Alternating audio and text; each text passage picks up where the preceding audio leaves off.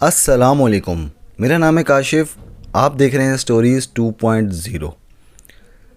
ناظرین، یہ کہانی سرگودا شہر کی ہے جو کہ پاکستان کے صوبہ پنجاب میں واقع ہے.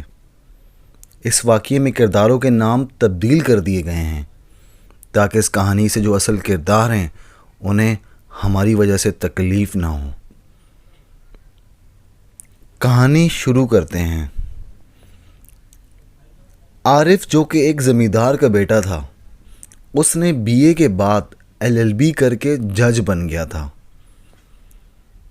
عارف کی اس کے والدین نے دینی یا اخلاقی تربیت نہ ہونے کے برابر کی تھی، اس لیے عارف اپنے جج کے عہدے سے زیادہ فائدہ دینے کے عوض بھاری رشوت لیتا تھا. وہ شراب پیتا تھا، جوا کھیلتا تھا. شراب پینا اور جوا کھیلنا اس کا روز کا معمول تھا. اس نے اپنی بیوی کے نام اچھی خاصی جائیداد کرائی ہوئی تھی. اسی طرح وقت گزرتا گیا اور عارف کے 2 بیٹے اور 2 بیٹیاں بھی تھیں جو کہ سب کے سب بڑے بڑے اسکولوں میں تعلیم حاصل کر رہے تھے.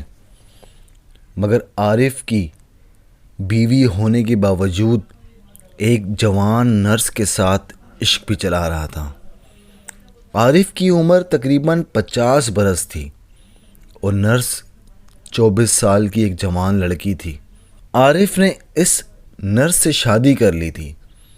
اس شادی کا پورا وبال عارف کے گھر پر آیا.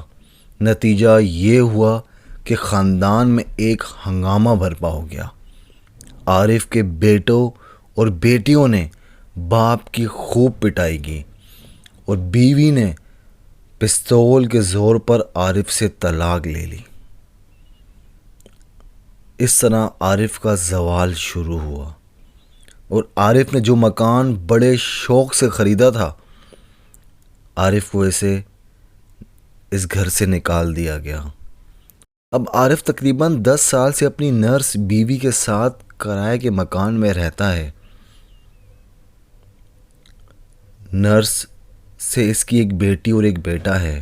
بیوی ملازمت کے لیے اسپتال چلی جاتی ہے اور عارف گھر میں بچوں اور گھر کی ملازمت کرتا ہے.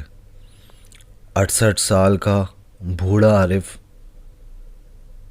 اب بہت بزرگی میں جا چکا ہے. اس کی زندگی مسائل و مصائب کا مجموعہ بن کے رہ گئی ہے اور یہ سارا وبال رشوت اور بے وقت عشق بازی کی وجہ سے اس کی زندگی میں آیا. ناظرین، اس کہانی سے ضرور سبق حاصل کیجیے گا. بے وقت عشق بازی، رشوت لینا، نشے کرنا، شراب نوشی، یہ دنیا میں انسان کو آخر میں تباہ کر دیتی ہیں. ہر ایک چیز کا برا انجام ہوتا ہے. ہر چڑھتے سورج نے غروب ہونا ہوتا ہے.